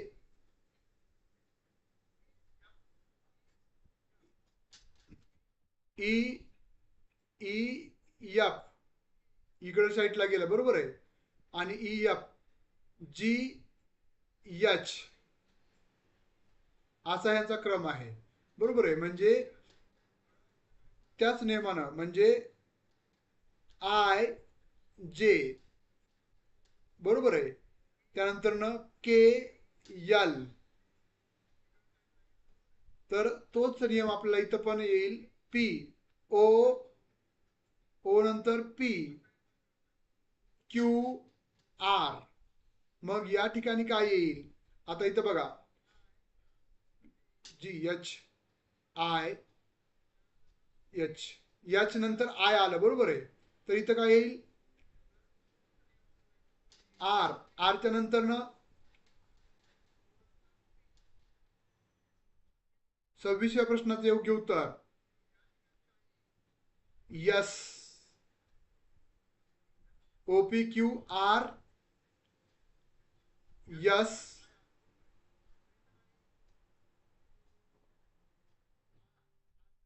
यस यस टी, बरोबर आहे. यू व्ही म्हणजे पर्याय क्रमांक 1 बरोबर आहे. बरोबर आहे बनसोडे मॅडम, अभिनंदन. समजलं कशा पद्धतीने ची मांडणी करायची आहे. पुढचा प्रश्न 27वा, दिलेल्या शब्दामधून खालीलपैकी कोणता शब्द तयार केला जाऊ शकतो. अल्टरनेटिव्ह हा शब्द दिलेला आहे, अल्टरनेटिव्ह हा शब्द दिलेला आहे. त्यातून आपल्याला कोणता शब्द तयार करता येतो. बघा, म्हणजे यातले सर्व अल्फाबेट आले पाहिजे. बघा, या पहिला शब्द आपण पडताळून पाहूयात. आर आहे, ई आहे, एन आहे, ओ ओ नाही, त्यामुळे पहिला पर्याय चुकीचा आहे. बरोबर, ओ आहे का इथं अल्टरनेटिव्ह मध्ये? नाही, त्यामुळे हे पर्याय चुकीचा आहे. दुसऱ्या ह्याच्यामध्ये पण ओ आहे, दुसरा पण पर्याय चुकीचा आहे. तिसरा बघूयात, आर आहे का? आहे. ई आहे का? आहे. यस आहे का? आहे. पी आहे का? पी नाही, त्यामुळे तिसराही पर्याय चुकीचा आहे. आता डी पर्याय चौथा, टी आहे का? आहे. आर आहे का? आहे. ए आहे का? आहे. आय आहे का? आहे. यस यन आहे का? यन आहे. यस आहे का? आहे. म्हणजे योग्य पर्याय आहे पर्याय क्रमांक 4. हे बुद्धिमत्ता या घटकावरचे प्रश्न आहेत 26व्या प्रश्नापासून 30व्या प्रश्नापर्यंत. बरोबर आहे. पुढचा प्रश्न 28वा. सूचना, खालील प्रश्नामध्ये दिलेल्या पर्यायामधून संबंधित शब्द निवडा. लगदा, कागद, तर तागा लगद्यापासून कागद तयार केला जातो. लगदा कशाचा असतो? लाकडाचा जो लगदा असतो त्याच्यापासून कागदाची निर्मिती होती. तर तागापासून काय निर्माण होतं? तर दोर निर्माण होतो. पर्याय क्रमांक 1 बरोबर आहे. 28व्या प्रश्नाचं योग्य उत्तर आहे 1 पर्याय. अभिनंदन सर्वांचं. 29वा प्रश्न, खालील प्रश्नामध्ये दिलेल्या पर्यायामधून संबंधित संख्या निवडा. 5, 26, तर 8 किती? बघा, 5 1 5 5 25 आणि त्यामध्ये 1 ऍड केला, 5चा वर्ग म्हणजे 5चा वर्ग अधिक 1 म्हणजे झालं 26. तर 8चा वर्ग म्हणजे 8 8 64 अधिक 1 म्हणजेच 65, बरोबर 65 येईल. म्हणून पर्याय क्रमांक बी योग्य आहे 29व्या प्रश्नाचं. बरोबर आहे का? 30वा प्रश्न पुढचा, फोटो मधील एका पुरुषाकडे बोट दाखवून एक स्त्री म्हणते, माझ्या सुनेच्या दिराचे हे वडील आहेत. माझ्या सुनेच्या दिराचे म्हणजे जी माझी सून आहे, एक महिला काय म्हणते, माझ्या सुनेच्या दिराचे हे वडील आहेत. दिराचे वडील. मग त्या पुरुषाचे या स्त्रीसोबत नातं काय? त्या स्त्रीचा तो भाऊ असेल, पती असेल का, दीर असेल का, वडील असेल? अरे, एकदम बरोबर आहे, पती असणार आहे. ती बाई काय म्हणते, ती लेडीज काय म्हणते की माझ्या सुनेच्या दिराचे, सुनेचा दीर म्हणजे तिचा मुलगा, त्या मुलाचे वडील म्हणजे तिचा नवरा म्हणजे तिचा पती. त्यामुळे योग्य उत्तर आहे पर्याय क्रमांक 2 30व्या प्रश्नाचं. बरोबर आहे. पुढच्या प्रश्नाकडे जाऊयात आपण. आता आपल्याला माहिती दिलेली आहे, एका संस्थेमध्ये वेगवेगळ्या विभागामध्ये काम करणाऱ्या खालील दिलेल्या माहितीच्या आधारे प्रश्न क्रमांक 31 ते 35 चे उत्तर द्यायचे. एका संस्थेमधील वेगवेगळ्या विभागातील कर्मचाऱ्यांची टक्केवारी, पुरुष महिला यांच्यातील गुणोत्तर प्रमाण, कर्मचाऱ्यांची एकूण संख्या आहे 2500 आणि त्याची माहिती जी दिलेली आहे ती अशा स्वरूपामध्ये आहे, आपण पाहू शकता. तुम्ही याचा स्क्रीनशॉट काढून प्रश्नाचं उत्तर देऊ शकता. प्रशासनामध्ये 7 जसे 5 त्यांचा रेशो आहे, पुरुष आणि महिला. लेखामध्ये 2.3 आहे, HR मध्ये 5.33, विपणन मध्ये 7 जसे 8, IT मध्ये 3 जसे 4, परिचालन मध्ये 5 जसे 4, त्यानंतर लॉजिस्टिक मध्ये 6 जसे 5, छपाई मध्ये 2 जसे 1. आणि या ठिकाणी हे महिला गुणोत्तर आहे. आणि तर प्रत्यक्ष म्हणजे लॉजिस्टिक मध्ये किती टक्के लोक काम करतात, एकूण टक्केवारीची हे पुरुष आणि महिलांचं विभागणी दिली. या हा जो तक्ता आहे तो महिला आणि पुरुषांची विभागणीचा तक्ता आहे की किती प्रमाण आहे. जसं एक उदाहरण सांगतो तुम्हाला. आता प्रशासनामध्ये महिलांचं प्रमाण आहे, महिला आणि पुरुषाचं प्रमाण आहे 17 जसे 5. आता कुठं आहे प्रशासन? 12%. प्रशासनामध्ये काम किती टक्के लोक करतात? एकूण 2500 पैकी 12% लोक हे प्रशासनामध्ये काम करतात. आता याची टक्केवारी कशी काढायची हे तुम्हाला सुरुवातीला सांगतो, म्हणजे आपल्याला त्याचं पुढे गेला तर आपल्याला अडचण येणार नाहीये. आता 2500 आपल्याला 1% काढायचा आहे. 2,500चा, मग 1% म्हणजे 25. 2,500चा 1% म्हणजे 25. बरोबर आहे. बरोबर आहे का?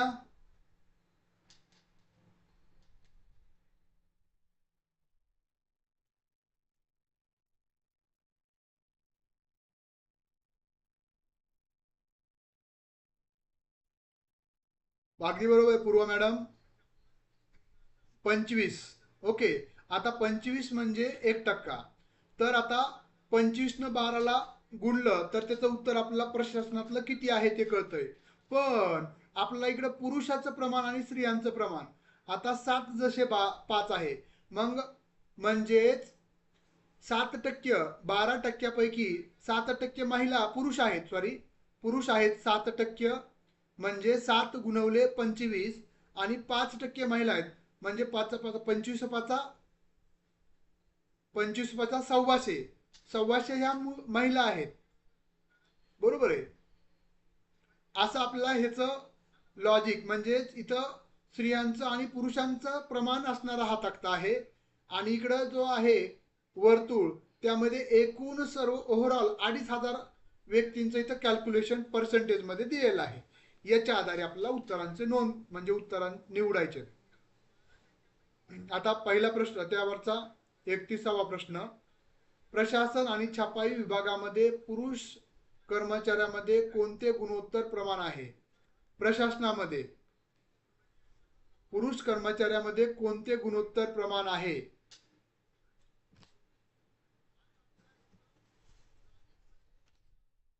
बघा, आपण बघितलं 7. एकूण किती आहे? एकूण 12. 12% बरोबर आहे. 12च्या 100%. 12% एकूण 2,500च्या 12% गुणवले 2,500.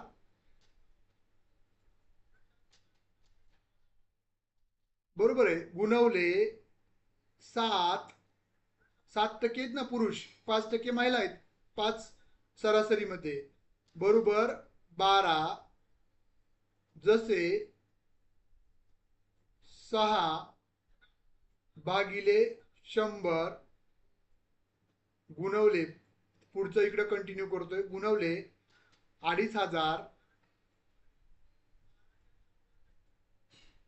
गुणवले 2 जसे 3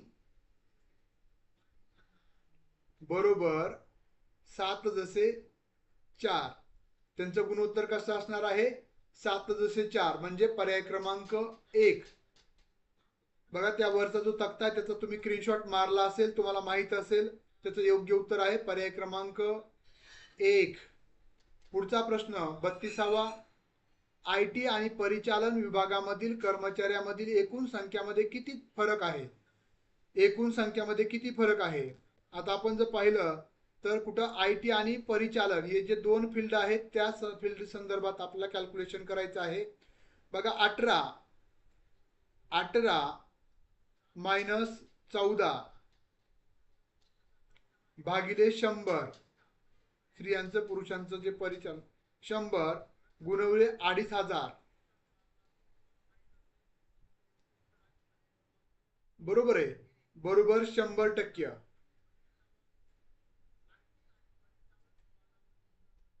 म्हणून पर्याय क्रमांक क योग्य आहे, 100. त्यामुळं IT आणि परिचालन विभागामधील कर्मचाऱ्यांमधील एकूण संख्यामध्ये किती फरक आहे? तर 100चा फरक आहे. पर्याय क्रमांक सी बरोबर आहे.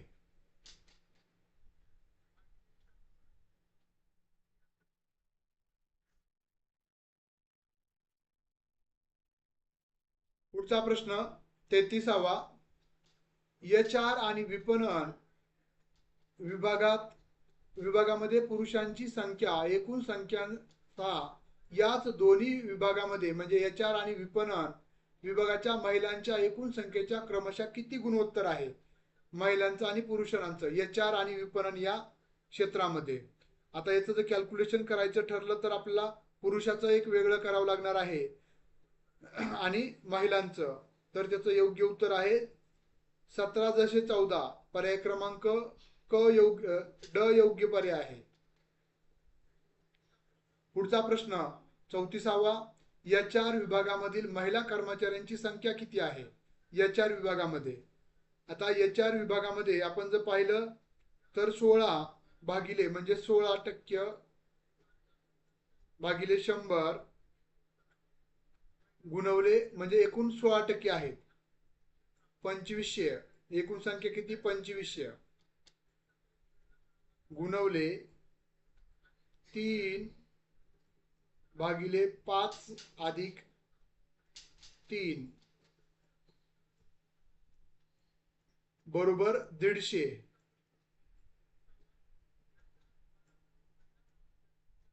बरोबर किती आहे? 150 आहे.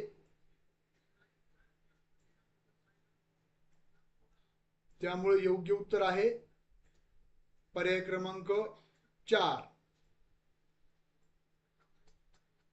चला, प्रतिक्रिया येत नाही, सोडवलं नाही का पेपर? शार्प 10 वाजता आपल्या सर्वांना पेपर आपण पाठवला होता. पुढचा प्रश्न 35वा, या घटकावरचा डेटा इंटरप्रिटेशन या घटकावरचा शेवटचा प्रश्न आहे. लॉजिस्टिक विभागामध्ये पुरुष आणि महिला कर्मचाऱ्यांमध्ये किती फरक आहे? तर यामध्ये आपण जर पाहिलं 6 आणि 5 म्हणजे 6% हे पुरुष आहेत आणि 5% या महिला आहेत. आपण प्रत्येक टक्का कितीचा आहे? 25चा. म्हणजे 6% म्हणजे किती झालं? 25 × 150. 25 × 150 आणि 25 × 5 = 125. ह्याचं मायनस केलं किती येईल? 25 येईल. 150 मधून 125 गेले, खाली राहिले 25. त्यामुळे योग्य पर्याय आहे पर्याय क्रमांक ब. बरोबर आहे. फक्त आपल्याला टक्केवारी पर्सेंटेज काढता येणं अपेक्षित आहे यामध्ये. चालेल, पुढच्या प्रश्नाकडे जाऊयात आपण. आता हे जे प्रश्न आहेत हे आपल्या 8व्या घटकावरचे प्रश्न आहेत. बघा, खालीलपैकी कोणत्या दळणवळण पद्धतीमध्ये एकाच वेळी दोन्ही दिशांनी माहिती साठविता येते, त्यामुळे वेळेची बचत होऊन संदेश व संदेशवहनाचा वेग वाढतो? फुल duplex, complex, simplex, half duplex. बघा, हा प्रश्न संगणक या घटकावरचा 8व्या घटकावरचा प्रश्न आहे. खालीलपैकी कोणत्या दळणवळण पद्धतीमध्ये एकाच वेळी दोनही दिशांनी माहिती पाठवता येते, त्यामुळे वेळेची बचत होते आणि संदेशाचा वेग देखील वाढतो? संदेशवहनाचं तर फुल डुप्लेक्स पर्याय क्रमांक 1 बरोबर आहे.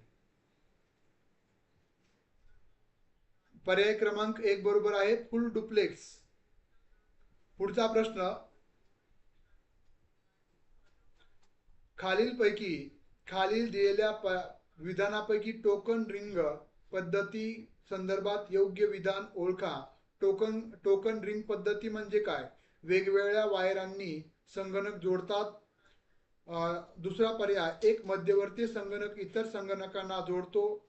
तिसरा पर्याय, एक मुख्य वायर बसवून सर्व संगणक जोडवतात. एकाच एक संगणक जोडून वर्तुळ तयार केलं जातं. तर हा आपण जर पाहिलं टोकन रिंग म्हणजे काय? रिंग म्हणजे गोल. रिंग कशाला म्हणतात? रिंग. टोकन रिंग म्हणजे टोकणे एकमेकाला जोडलेलं असणं. बघा, एकाच एक संगणक जोडून वर्तुळ तयार केले जातं अशा पद्धतीचं टोकन देऊन. त्यामुळे योग्य पर्याय आहे पर्याय क्रमांक 4.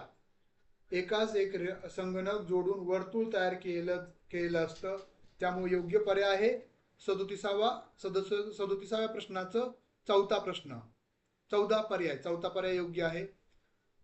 पुढे 38वा प्रश्न, इंटरनेटवरून सांकेतिक भाषेत पाठवलेला संदेश उलगडून वाचण्याची प्रणाली खालीलपैकी कोणती आहे? Description, encryption, subscription, प्रिक्रिप्शन.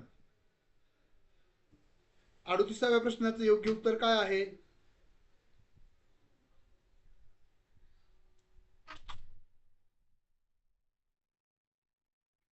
तर योग्य उत्तर आहे डिस्क्रिप्शन. पर्याय क्रमांक 1 बरोबर आहे. म्हणजे इंटरनेटवरून सांकेतिक भाषेत पाठवलेला संदेश उलगडून वाचण्याची जी प्रणाली त्याला आपण डिस्क्रिप्शन म्हणतो. त्यामुळे पर्याय क्रमांक 1 बरोबर आहे. पुढे 39वा प्रश्न. WAP चे खालीलपैकी कोणते विस्तारित म्हणजे फुल फॉर्म काय आहे? योग्य पर्याय निवडा. तर 39व्या प्रश्नाचं योग्य आणि अचूक उत्तर काय आहे? तर warning application program, wireless application protocol, wireless and programming, wireless application program. तर योग्य पर्याय आहे वायरलेस ऍप्लिकेशन प्रोटोकॉल. पर्याय क्रमांक ब योग्य आहे. Wireless application protocol. पुढे 40वा प्रश्न. खालीलपैकी फ्लॉपी डिस्क वरील माहिती साठवणूक क्षमता सांगणारे योग्य विधान निवडा. ही फ्लॉपी डिस्क उत्पादन करणाऱ्या कंपनीवर आधारित आहे. ही फ्लॉपी डिस्क हार्ड डिस्कच्या माहिती साठवणूक क्षमतेपेक्षा खूप कमी आहे. हार्ड डिस्कच्या माहिती साठवणूक क्षमते एवढीच आहे. हार्ड डिस्क माहिती साठवणूक क्षमतेपेक्षा जास्त आहे. 40व्या प्रश्नाचं योग्य उत्तर आहे हार्ड डिस्कच्या माहिती साठवणूक क्षमतेपेक्षा खूप कमी आहे फ्लॉपी डिस्कची साठवणूक क्षमता, स्टोरेज क्षमता. त्यामुळे योग्य पर्याय आहे पर्याय क्रमांक 2. पुढे 41वा प्रश्न.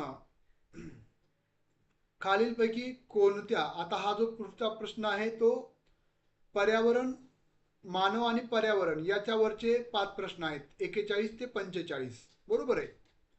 तर खालीलपैकी कोणता सूक्ष्मजीव HCH या कीटकनाशकाचे विघटन घडून आणतो? तर 31व्या प्रश्नाचं योग्य उत्तर आहे 41व्या प्रश्नाचं योग्य उत्तर आहे सिंग्रोमोनास. हा जो जीव आहे तो HCl या कीटकनाशकाचं विघटन करतोय. त्यामुळे योग्य पर्याय आहे पर्याय क्रमांक ए. पहिला पर्याय बरोबर आहे. पुढे 42वा प्रश्न. भारतामध्ये हवेचा दाबाबाबतची एअर क्वालिटी माहिती कोणती संस्था पुरवते? निरी, केंद्रीय प्रदूषण नियंत्रण बोर्ड, वन आणि पर्यावरण मंत्रालय, भारतीय हवामानशास्त्रीय संस्था पुणे. तर याचं योग्य उत्तर आहे निरी. ही जी नागपूरला संस्था आहे ती संस्था भारतातील हवेच्या क्वालिटीबाबत माहिती पुरवत असते, निरी संस्था. त्यानंतर पुढचा प्रश्न आहे 43वा. विविध पर्यावरण विषयक कायद्याच्या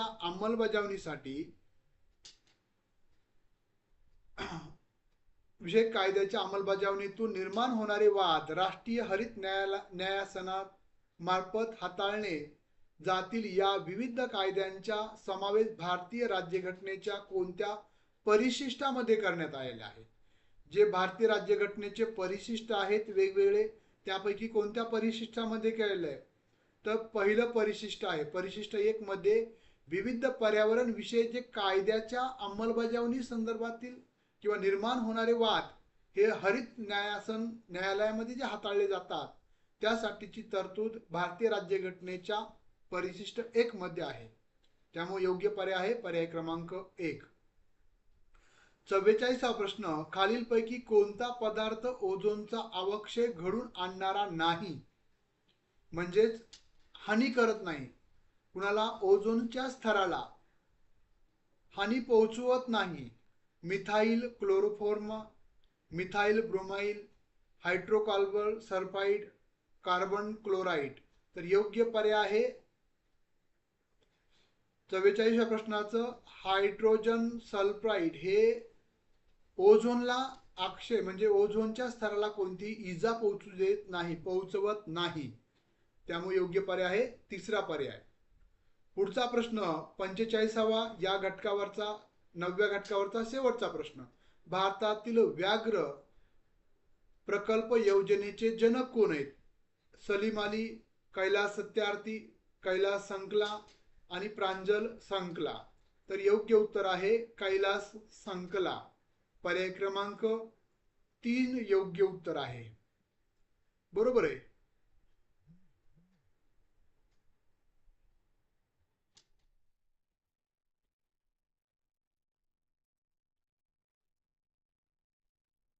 समजतंय सर्वांना?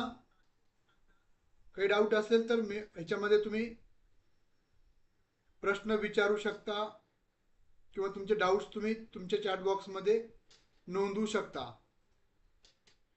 पुढचा प्रश्न 46वा उच्च शिक्षणासंदर्भातील हा प्रश्न आहे. बनसोड मॅडम अगदी बरोबर आहे. नॅक मूल्यमापनाबाबत काय खरे आहे? बघा, नॅकच्या मूल्यमापनामध्ये काही बदल करण्यात आलेले अपडेट लेटेस्ट घडामोडीवरचा हा प्रश्न आहे. देशातील महाविद्यालयाची गुणवत्ता तपासण्याचं काम करतंय. अगदी बरोबर आहे. नॅकच्या मूल्यांकनातील प्रचलित बदल हे जुलै 2017 नुसारच ठरवले गेले होते. जानेवारी 2024च्या सुधारित अहवालात अधिस्वीकृत प्रक्रिया नव्याने स्पष्ट करून ती अधिक सक्षम, वस्तुनिष्ठ, पारदर्शक, श्रेण्यात्मक व तंत्रज्ञानाधिष्ठित करण्यात आलेली आहे. वरीलपैकी सर्व, आता जे सर्व विधान आपण जर पाहिलं तर हे सर्व विधान बरोबर आहेत. खरे म्हटलंय, खरे, योग्य, तर हे सर्वच खरे आहेत. त्यामुळे चौथा पर्याय हाच योग्य पर्याय आहे. 46व्या प्रश्नाचं योग्य उत्तर आहे चौथा पर्याय. पुढचा प्रश्न 47वा विद्यापीठ अनुदान आयोग, ज्याला आपण UGC म्हणतो, ने सुरू केलेल्या सेरेनी वेबसाईटचे मुख्य उद्दिष्टे काय आहे? कोणत्या उद्देशानं लेटेस्ट मध्ये हे जे वेबसाईट सुरू केली सेरेनी, विज्ञान आणि संशोधन क्षेत्रात गुंतलेल्या 81,818 भारतीय महिलांच्या प्रोफाईलला जोडणे, संशोधनासाठी आर्थिक सहाय्य पुरवणे, भारतातील सर्व विद्यापीठातील महिला संशोधकांना संशोधनासाठी माहिती जमा करणे आणि संशोधन कार्याला प्रोत्साहन देणं.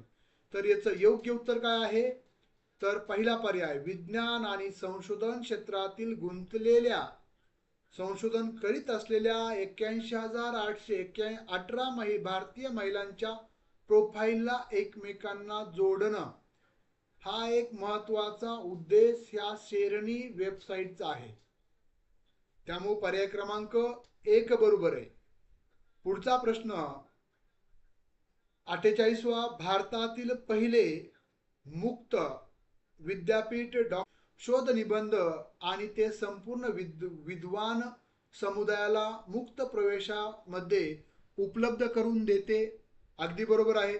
अनेक शोध निबंध आपला यातून उपलब्ध होतात, ते देखील पर्याय बरोबर आहे. तिसरा पर्याय, याद्वारे PhD स्तरावरील संशोधकांना माहिती मिळवण्यासाठी मदत होते. अगदी बरोबर आहे. जे विद्यार्थी PhD करतात ते सर्व शोधगंगावरच आपल्या रिव्ह्यू तपासत असतात, आपल्या विषयासंदर्भात कधी संशोधन झालंय का हे तपासत असतात. तर यापैकी नाही हाच पर्याय योग्य आहे. म्हणजे हे तीनही बरोबर आहेत. आमचं चुकीचं एकही विधान नाही, याचा अर्थ असा होतो. बरोबर आहे. 49व्या प्रश्नाचं कविता मॅडम, बनसोडे मॅडम. त्यानंतर शेवटचा प्रश्न 50वा विद्यापीठ अनुदान आयोगाच्या UGC अध्यक्ष संदर्भात योग्य विधान निवडा. जगदेश कुमार हे सध्या विद्यापीठ अनुदान आयोगाच्या UGC चे अध्यक्षपदी आहेत, कार्यरत आहेत. यापूर्वी त्यांनी JNU जवाहरलाल नेहरू विद्यापीठाचे कुलगुरू म्हणून काम केलेलं आहे. त्यानंतर तिसरं, त्यांच्याकडे दुसऱ्यांदा हा पदभार देण्यात आलेला आहे. यापूर्वी त्यांनी 14 जानेवारी ते 7 फेब्रुवारी 2017 पर्यंत UGC चे अध्यक्ष म्हणून काम पाहिलेलं आहे. वरील सर्व विधानं बरोबर आहेत. त्यामुळे पर्याय क्रमांक 4च योग्य आहे. बरोबर आहे. अशा पद्धतीनं मित्रांनो परत एकदा सर्वांना होळीच्या खूप खूप शुभेच्छा. आपल्या अज्ञानाची होळी करायची, अंधश्रद्धेची होळी करायची आहे आणि आपलं जे अपयश आहे त्या अपयशाची ही होळी करायची. नवीन दिशा, यशाची, त्यानंतरनं आचरण आपल्या चांगल्या बाबींचं हे आपण पण घेऊयात आणि येणाऱ्या 7 तारखेच्या सेट परीक्षेमध्ये आपलं जे ध्येय आहे की या प्रयत्नामध्ये सेट परीक्षा उत्तीर्ण होऊन चांगले मार्क मिळवून उत्तीर्ण व्हायचं आहे आणि प्राध्यापक भरतीचा आपल्याला एक भाग व्हायचा आहे. हे भाग जर व्हायचं असेल तर आपल्याला चांगला जितका तुम्ही अभ्यास केलाय तेवढंच, आता जेवढा तुम्ही अभ्यास केलाय तेवढंच महत्व आहे की आता अभ्यासाचं रिव्हिजन कसं करताय याला खूप महत्वाचं स्थान आहे. त्यामुळं व्यवस्थित अभ्यास केलाय त्याच पद्धतीनं व्यवस्थित रिव्हिजन केलंय का नाही यासाठी तुम्हाला मागील प्रश्नपत्रिका पडताळायच्या आहेत. त्यानंतर संभाव्य टेस्ट सिरीज देखील तुम्ही जर दिल्या तर यामधून तुमच्यामध्ये एक वेगळ्या पद्धतीचा आत्मविश्वास, वेगळ्या पद्धतीचं परीक्षेला सामोरं जाण्याचं धाडस आपल्या मनामध्ये निर्माण होईल. आपण जेवढा अभ्यास केलाय त्याच्यापेक्षा आता महत्वाचं आहे की जे प्रश्नाचं म्हणजे जे अभ्यासाचं जे उपयोजन करायचंय परीक्षेच्या 1 तासामध्ये किंवा 2 तासाच्या कालखंडामध्ये, ते उपयोजन करण्याची जी मानसिकता आहे ती एक वेगळी क्षमता आहे. ती वेगळी क्षमता आपल्यामध्ये कशी विकसित होईल यासाठी आपण कशा पद्धतीनं मानसिकतेबाबत आपण स्टेबल झालं पाहिजे. प्रत्येक निर्णय क्षमता आपण कशी अचूक निर्णय क्षमता हे नाही हेच उत्तर आहे. जर आपल्या 4 ऑप्शन असतील त्यामध्ये 2 ऑप्शन मध्ये आपली द्विधा मनस्थिती असेल तर त्यापैकी आपल्याला निग्लेक्ट कसं करता येईल त्यासाठीच योग्य मार्गदर्शन आपल्याला हवं असेल तर आपण योग्य टेस्ट सिरीज म्हणजे अचूक अभ्यासक्रमानुसार आपण पेपर 1 असेल, पेपर 2 असेल, टेस्ट सिरीज उपलब्ध करून दिलेल्या आहेत. त्या देखील आपल्याला फक्त आपण पाहिलं तर फक्त तुम्हाला टेस्ट सिरीज मिळणार आहेत. फक्त पेपर 1 आणि पेपर 2च्या दोन्ही टेस्ट जर तुम्ही एकत्र घेतल्या तर स्पेशल एका विषयाची घेतली तर 5 टेस्ट तुम्हाला 200 रुपयामध्ये मिळणार आहेत पेपर 1चं विश्लेषणासहित आणि पेपर 2चं 5 टेस्ट सिरीज तुम्हाला याच्या देखील पेपर 1च्या 5 आणि पेपर 2च्या 5 असं पेपर 2च्या तुम्हाला फक्त घ्यायचे असेल तर 200 रुपयामध्ये. पण या दोन्ही पेपर 1च्या आणि पेपर 2च्या घेणार असाल तर तुम्हाला फक्त 300 रुपयामध्ये टेस्ट सिरीज आहे. आणि ज्यांना फक्त कोर्स घ्यायचा आहे म्हणजेच आता फास्ट ट्रॅक बॅचचा जो आपला कोर्स आहे तुम्हाला त्यामध्ये सर्व व्हिडिओज हे सर्व मिळणार आहेत.